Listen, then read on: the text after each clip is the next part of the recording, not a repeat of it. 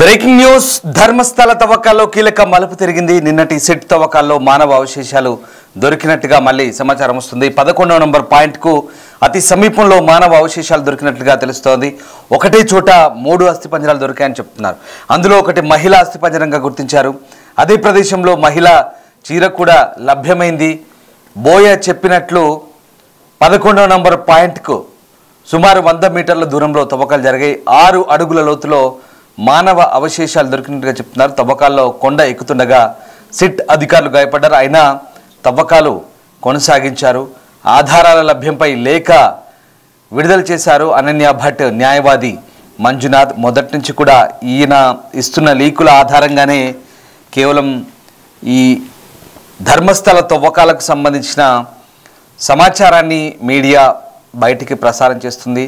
ఇప్పటివరకు సిట్ అధికారుల బృందం లేదా ఇతరత్ర కర్ణాటకకు సంబంధించిన ఏ అధికారిక విభాగం కానీ ధర్మస్థల తవ్వకాలకు సంబంధించి కానీ అక్కడ దొరుకుతున్న అవశేషాల గురించి కానీ ఎప్పుడు స్పష్టమైన ప్రకటన చేయలేదు. కేవలం అనన్య భట్ తల్లి సుజాత భట్, న్యాయవాది మంజునాథ్ ఇస్తున్న సమాచారం, ఆయన ఇస్తున్న లీకుల ఆధారంగానే ఈ అస్థిపంజరాలు దొరికాయనో లేదా అవి మహిళవనో చీర దొరికిందనో ఇంకే ఇతరత్ర వస్తువులు దొరికాయని మాత్రమే చెప్పే పరిస్థితి చోటు చేసుకుంది.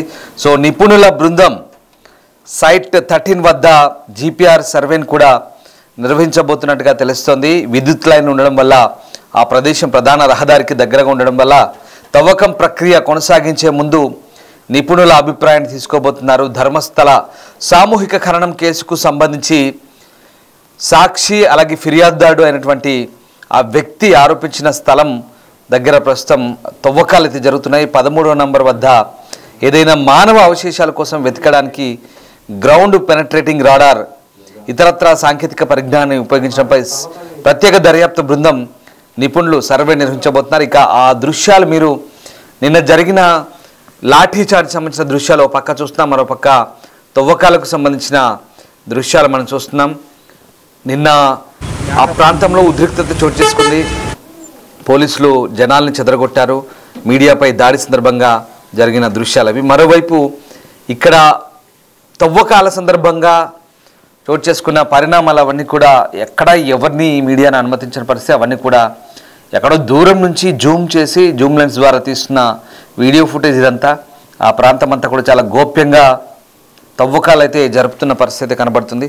సో 11వ పాయింట్ దగ్గర అవశేషాలు దొరికినట్టుగా మొన్న కూడా సేమ్ ఇలాంటి వార్త ఇచ్చారు.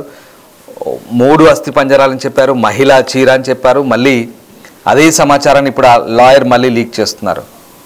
సో ప్రస్తుతం అంటే ఈ కేసులో కొత్తగా ఏదైనా సమాచారాన్ని ఇస్తున్నారా, నిజంగానే ఆ అడ్వకేట్ లేదా పాత సమాచారాన్ని పదే పదే వల్లవేస్తున్నారా అనేది కూడా ఇక్కడ తెలియాల్సింది. సో మొత్తం మీద సిట్ అధికారులు అయితే తమ పని తాము కానిచ్చేస్తున్నారు.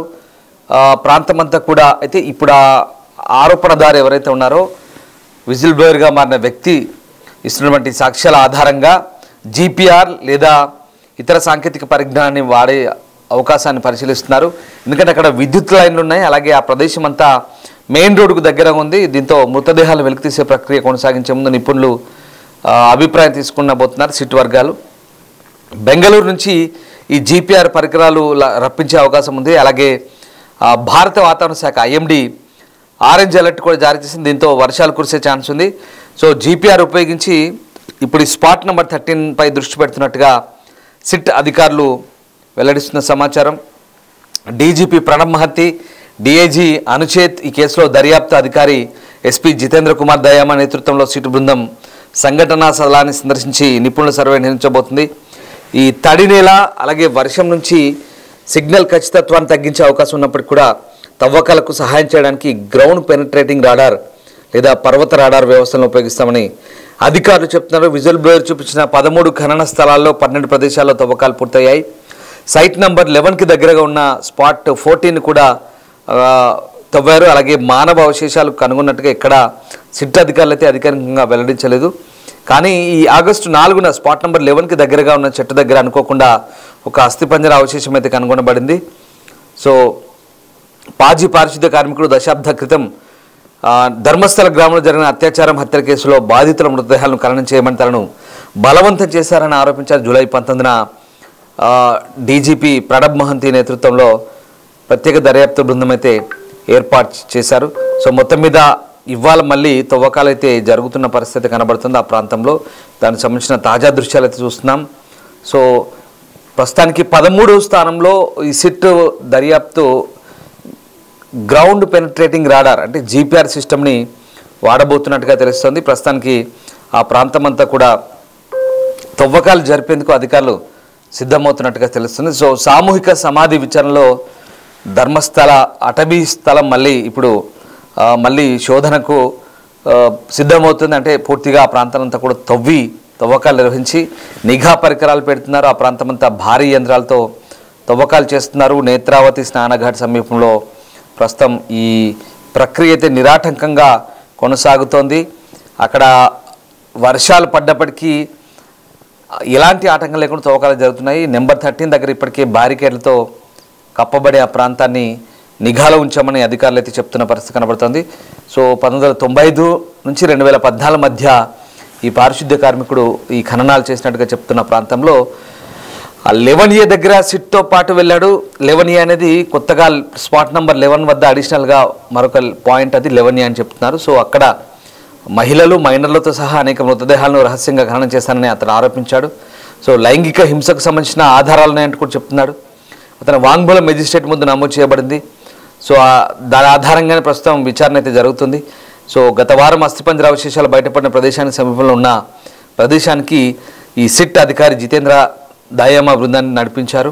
ఈ ప్రాంతంలో సిట్ విభాగాలన్నీ కూడా పెద్ద ఎత్తున ఏవైతే ఈ లైంగిక వేధింపులు, హత్య ఆరోపణలు ఎదుర్కొని కప్పుచ్చబడ్డ శవాలకు సంబంధించిన ఆరోపణలు దృష్టిలో ఉంచుకొని ప్రస్తుతం అయితే అక్కడ తీవ్రస్థాయిలో ఆ ప్రాంతం అంతా కూడా జల్లెడ పడుతున్నారు. ఒక రకంగా శాస్త్రీయ సర్వేలు చేస్తున్నారు. భూమిలోకి చొచ్చుకుపోయే పరీక్షలు నిర్వహించడానికి ఫోరెన్సిక్ నిపుణులతో కలిసి పనిచేస్తున్నారు. అయితే ఇప్పటివరకైతే ప్రస్తుతానికి ఆ ప్రాంతంలో ఏం జరిగిందనేది మాత్రం అధికారులు ఇంకా పూర్తి స్థాయిలో గోప్యత పాటిస్తున్నారు. స్థానిక గ్రామ పంచాయతీ రికార్డులను కూడా సిట్ పరిశీలిస్తుంది. సో ఓవరాల్గా ఆ ప్రాంతానంతా కూడా సిట్ అధికారులు ప్రస్తుతం ఇక తమ ఆధీనంలోకి అయితే తీసుకున్నారు. సో ఇప్పటికే 12 చోట్ల కీలక సమాచారంతో డెడ్ బాడీలకు సంబంధించిన ఆధారాలను సిట్ అధికారులు సేకరించి చెప్తున్నారు. ఇక 13వ ప్రాంతంలో ఎక్కువ మందిని పూడ్చిపెట్టినట్లు ఈ భీమా అనే పారిశుద్ధ్య కార్మికుడు సిట్ అధికారులకు సమాచారం ఇచ్చారు. ఇక్కడ కనీసం 10 మంది మృతదేహాలను పూడ్చినట్టుగా చెప్తున్నారు. ఈ ప్లేస్లో తవ్వకాలపై అయితే ప్రస్తుతం టెన్షన్ వాతావరణం కొనసాగుతోంది. మరి అందరి చూపు 13వ ప్లేస్ పైన ఉంది. తవ్వకాలు చేపట్టిన అధికారులకు ఇక్కడ భీమా చెప్పినట్టుగా పూర్తి ఆధారాలు లభిస్తాయా లేదా అనే దానిపై టెన్షన్ కొనసాగుతుంది. మరోవైపు ఇటు ధర్మస్థల అంశంపై మరొక కీలక అంశం వెలుగులోకి వచ్చింది. ఈ బెల్తంగడి పోలీసులు అసహజ మరణాలకు సంబంధించిన రిజిస్టర్ నుంచి క్రమంగా పేర్లను అయితే తొలగించారు. వీటన్నిటి కూడా ప్రస్తుతం మొత్తం డేటా అంతా మాయం చేశారు. సో ఆ రకంగా ప్రస్తుతానికైతే కర్ణాటకలో ఇదంతా కూడా ఒక రకమైనటువంటి రాజకీయ రంగు పులుముకున్న నేపథ్యంలో ప్రస్తుతం ధర్మస్థలలో ఇంకా ఏం జరుగుతుంది, ఎలాంటి ఆనవాళ్ళు దొరుకుతాయనేది మాత్రం పోలీసులు ప్రస్తుతం ఈ తవ్వకాలకు సంబంధించి ఇంకా పూర్తి స్థాయి దృష్టి సారించారు. ఒక రకంగా ఈ 13వ ప్లేస్లో ఇవాళ ఒక రకంగా ఆసక్తి రేపే అంశం కనబడుతుంది. సిట్కి సంబంధించి అనేక అంశాలు ఇవాళ సిట్ వెల్లడించే ఛాన్స్ కనిపిస్తుంది. ప్రధానంగా ఈ మనం చూస్తున్న స్పాట్ ఏదైతే ఉందో ఈ 13వ నంబర్ స్పాట్ ఇవాళ 9వ రోజు తవ్వకాలకు సంబంధించి ఈ 9వ రోజు ఏదైనా కొత్త ఆధారాలు బయటపడతాయా లేదా ఆ విజిల్ బ్లోయర్ చెప్తున్న అంశాల పరంగా చూస్తే నిజంగా ఆ ప్రాంతం అంతా కూడా భారీ స్థాయిలో అవశేషాలు ఉన్నాయా, ఆ వ్యక్తి చెప్తున్న మాదిరిగా భారీ స్థాయిలో ఈ ఖననాలకు సంబంధించిన అవశేషాలు కానీ మిగతా అంశాలు కానీ అన్నీ బయటపడే ఛాన్స్ ఉందా, అసలు ఏం జరుగుతుంది, ప్రధానంగా సిట్ అధికారుల దర్యాప్తులో ఇవాళ ఏం వెల్లడి కాబోతుంది అనేది మాత్రం ఆసక్తికరంగా మారబోతుంది. ఎందుకంటే ఇప్పటికే విజిల్ బ్లోయర్ చెప్తున్న అంశాల పరంగా ఎక్కడెక్కడ ఉన్నాయి, ఏ ప్రాంతాల్లో ఉన్నాయని మొత్తం క్షుణ్ణంగా పరిశీలిస్తున్నారు. ఇక ఇవాళ క్లియర్గా జీపీఆర్ను వాడబోతున్నారు. జీపీఆర్ అంటే ఖచ్చితంగా మట్టి బురద ఎక్కడ ఏది కురికిపోయినా ఎక్కడ ఏ చిన్నపాటి అవశేషం ఉన్నా కూడా ఆ ప్రాంతం అంతా కూడా చాలా క్లియర్గా చెప్తుంది. మనకు తెలిసిందే, మనం శ్రీశైలం ఎడవగట్టు కాలువ సంబంధించి కార్మికులు చెప్పుకున్నప్పుడు జీపీఆర్ను వాడి ఆ బురదలో ఉన్న అవశేషాలని అవన్నీ కూడా ఒక పైప్లో చిన్న కెమెరా పెట్టి జీపీఆర్ని పంపిస్తారు. గ్రౌండ్ పెనట్రేటింగ్ రాడార్ అంటారు. సో ఈ గ్రౌండ్ పెనట్రేటింగ్ రాడార్ అనేది జీపీఆర్ అనేది ఎలాంటి సంక్లిష్ట పరిస్థితుల్లో అయినా మట్టిలో కానీ భూమిలో కానీ ఎలాంటి అవశేషాలున్నా కూడా చాలా క్లియర్గా కనిపెట్టి సిగ్నల్స్ని పంపిస్తుంది. ఆ సిగ్నల్స్ ఆధారంగా అక్కడ ఏదో ఉంది. సో ఇక్కడ ఈ పాయింట్లో ఏదో ఉంది. ఆ పాయింట్ అంతా కూడా మనం చాలా క్లియర్గా క్షుణ్ణంగా పరిశీలించాలని అధికారులు భావిస్తారు. ఆ ప్రాంతాన్ని అంతా కూడా తవ్వుతారు, ఆ ప్రాంతాలంతా కూడా క్లియర్ చేసే అవకాశం ఉంది. కాబట్టి ఇవాళ ఈ 13వ ప్లేస్లో చాలా క్లియర్గా ఇప్పుడు ఈ భీమా అని పారిశుద్ధ్య కార్మికుడు చెప్తున్న అంశాల ఆధారంగా ఆ ప్రాంతంలో ఏదో ఉంది. ఒకటి కాదు, దాదాపు 1/2 డజన్ శవాలను అక్కడే పాతి పెట్టాను, అక్కడే ఉన్నాయి ఖచ్చితంగా అని ఆయన చెప్తున్నాడు. సో ఈ 13వ పాయింట్ కీలకం కాబోతుందా నిజంగా అంటే మరి చూడాలి. నిజంగా విజిల్ బ్లోయర్ చెప్తున్న అంశాల ఆధారంగా ఇవాళ ఎలాంటి అవశేషాలు బయటపడబోతున్నాయి అనేది ఉత్కంఠ రేపుతుంది. సో ఓవరాల్గా ఏదేమైనా ఇవాళ జరిపే తవ్వకాల మీద కూడా కాస్త ఆసక్తి అయితే ఉంది. ఇటు ఈ మంజునాథ్ అనే అడ్వకేట్ ఎప్పటికప్పుడు లీకులు కూడా ఇస్తున్నాడు. మరికొన్ని అస్థిపంజరాలు దొరికాయని, చీరలు దొరికాయని, రకరకాల అవశేషాలు దొరికాయంటూ ఆయన చెప్తున్నాడు. ఎట్ ద సేమ్ టైం అక్కడ ఈ మొత్తం వ్యవహారాన్ని కవర్ చేస్తున్న మీడియాపై దాడి జరుగుతుంది. బాధితుల పక్షాన వెళ్ళి సమాచారాన్ని సేకరిస్తున్న యూట్యూబ్ ఛానల్ పైన దాడి జరుగుతుంది. అక్కడ కొంతమంది గ్యాంగులుగా ఏర్పడ్డారు. వీళ్ళంతా కూడా ధర్మస్థల్లో ఒక గ్రూపులుగా గ్యాంగులుగా ఏర్పడి కొంతమంది ఎవరు, వీళ్ళ వెనక్కి ఎవరున్నారు, ఎందుకు దాడిలో పాల్పడుతున్నారు, బాహటంగా మీడియాల ఛానల్ ప్రతినిధులను కొడుతున్నారు, కెమెరాలు పగలగొడుతున్నారు. వీళ్ళంతా కూడా ఇష్టారాజ్యంగా వ్యవహరిస్తున్నారు. పోలీసులు చూస్తుండగానే దాడికి తెగబడుతున్నారు. పోలీసులు లాఠీచార్జ్ చేస్తున్నారు. ఇరువైపులా మీడియాకు మద్దతుగా కొంతమంది వస్తున్నారు. వాళ్ళు కొంతమంది ఆటోలో వచ్చి కొన్ని గుంపులు అవన్నీ అసలు ఎవరు వీళ్ళంతా, ఎక్కడి నుంచి వస్తున్నారు? వీరేంద్ర హెగ్డేకి, హరిశ్చంద్ర కుమార్కి మద్దతుగా వీళ్ళంతా వచ్చి అక్కడ ఈ గొడవలు చేస్తుంటే మరి పోలీసులు కూడా దీన్ని సీరియస్గా పరిగణిస్తున్నారా, ఏం జరుగుతుందని తేలాల్సి ఉంది. సో మొత్తం మీద ధర్మస్థలకు సంబంధించి ఇంకా ఉత్కంఠ అయితే కొనసాగుతుంది. ఇంకా చాలా అంశాలు తేలాల్సి ఉంది. సో ఇవాళ 9వ రోజు తవ్వకాల్లో భాగంగా ఏం బయటపడతాయి, ఎలాంటి ఆధారాలు దొరుకుతాయి, ఎందుకంటే ఇట్స్ బీన్ చాలా లాంగ్ ఒక డైలీ సీరియల్ లాగా కొనసాగుతోంది.